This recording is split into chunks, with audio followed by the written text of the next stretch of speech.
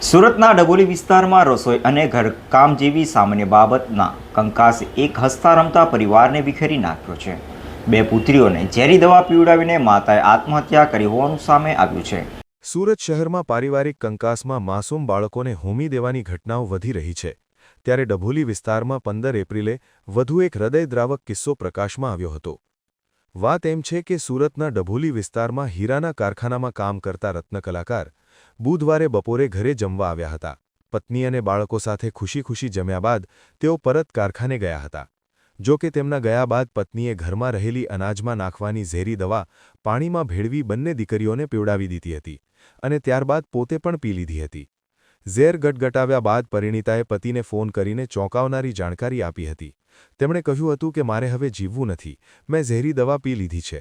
આ સાંભળી પતિના પગ નીચેથી જમીન સરકી ગઈ હતી। તેમણે તાત્કાલિક પોતાના પિતરાઈ ભાઈને જાણ કરી ઘરે દોડવા કહ્યું હતું।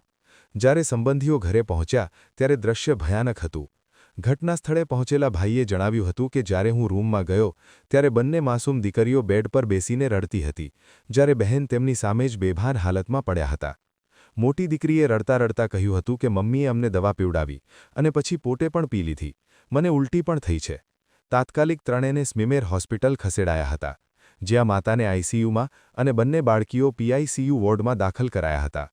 પરિવારના સભ્યોએ ભારે હૈયે જણાવ્યું હતું કે આગામી રવિવારે મહુવા ખાતે સંબંધીના લગ્ન હોવાથી આખો પરિવાર વતને જવાનો હતો, તે માટે કપડાં અને અન્ય ચીજવસ્તુઓની ખરીદી પણ કરી લેવાઈ હતી।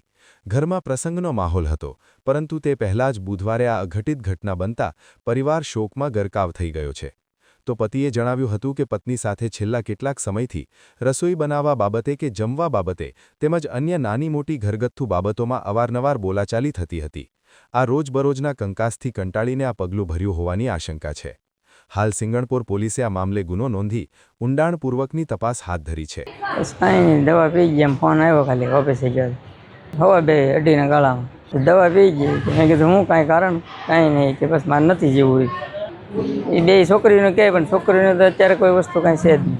હા, એની હાલત તો જેવી છે એવી નહીં છે। દીકરીઓ તો હજી આમ કાંઈ ઓલું જ નથી, કોઈ વસ્તુ છું જ નથી અત્યાર સુધી।